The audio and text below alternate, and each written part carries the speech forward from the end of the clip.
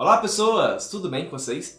Meu nome é Edmilson Santos Gonçalves, eu sou estudante de Psicologia pela Universidade de Brasília e também sou bolsista de Iniciação Científica pelo PROIC UNB. Antes de começar esse vídeo, eu gostaria de agradecer a minha orientadora, a professora e doutora Goiara Mendonça Castilho, e também gostaria de agradecer a Fundação de Apoio à Pesquisa do Distrito Federal, a FAPDF, por ter auxiliado financeiramente essa pesquisa. O nome desse projeto é Os Efeitos da Prática em Jogos de Ação sobre a Atenção e a Memória Operacional. Dito isso, vamos lá! É importante entendermos que os videogames eles surgem acompanhados de uma grande evolução tecnológica e, junto a isso, eles passaram a ser cada vez mais presentes na vida das pessoas. Diante disso, os videogames e os jogos passaram a ser alvos de diversas pesquisas de diferentes áreas do conhecimento, entre elas a psicologia, que visou verificar as possíveis influências dos jogos nos processos psicológicos dos indivíduos. A partir disso, notou-se que os jogos demandam um complexo processamento de informações simultâneas e que dependem das funções cognitivas, como a percepção, atenção, memória operacional, raciocínio e tomada de decisão.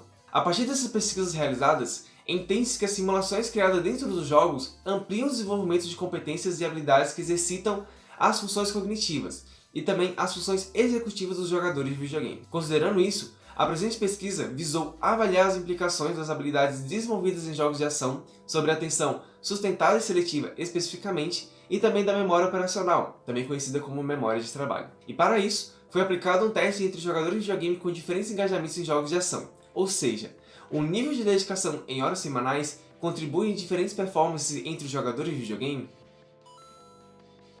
Para respondermos essa pergunta, foi aplicado um teste computadorizado por meio do programa PsychoPy 3.0 com amostra de 95 participantes, divididos em 3 grupos de acordo com o engajamento, ou seja, pelas horas semanais dedicadas aos jogos. Os grupos eram baixo, intermediário e alto. Os participantes eram de ambos os sexos e tinham idades entre 18 e 30 anos. Além disso, verificou-se que alguns participantes apresentaram um histórico clínico como ansiedade, depressão, transtorno bipolar, autismo e TDAH. Tais participantes compuseram a amostra final do experimento, já que não apresentaram desempenhos com diferenças estatisticamente significativas de outros participantes. A amostra final foi de 88 participantes, considerando os participantes válidos. E por fim, participaram dessa pesquisa jogadores que utilizavam as plataformas PlayStation e Xbox. Todos os participantes relataram que tiveram seu primeiro contato com os videogames e os mantiveram em média 14 anos anteriores à pesquisa. O experimento consistiu na apresentação de estímulos alvos e não alvos, no qual os participantes deveriam responder somente aos estímulos previamente instruídos. Além disso, em uma segunda tarefa, os participantes deveriam realizar uma contagem dos estímulos não alvos, simultaneamente, visando sobrecarregar a memória operacional. Foi avaliada a taxa de acerto, rejeições corretas, omissões, falsos alarmes, tempo de reação, consistência e taxa de recordação correta. Os resultados foram obtidos a partir de testes não paramétricos, visando avaliar a existência das diferenças estatísticas nos desempenhos dos participantes.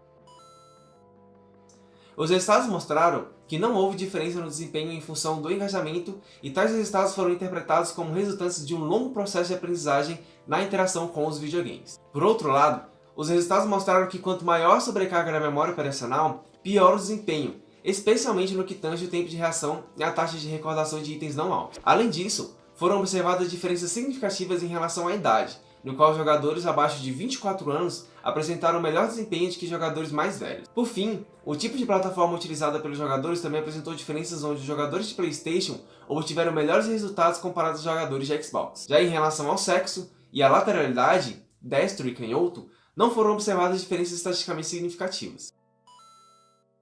Tais resultados são importantes para estudos sobre treinamento cognitivo com jogos, pois sugerem um efeito de desaceleração dos ganhos cognitivos em função de uma longa exposição aos jogos. Isso explica um melhor desempenho por jogadores de videogame quando comparado a não jogadores, como apontado na literatura. A pesquisa também mostrou que existe um efeito de sobrecarga da memória operacional, porém esses resultados não apresentam diferenças quando comparado a cada tipo de engajamento semanal. As plataformas utilizadas e a idade têm grande influência no desempenho dos jogadores, onde os jogadores de PlayStation e jogadores abaixo de 24 anos apresentam melhores resultados, sendo um dado importante para terapias de treinamento cognitivo.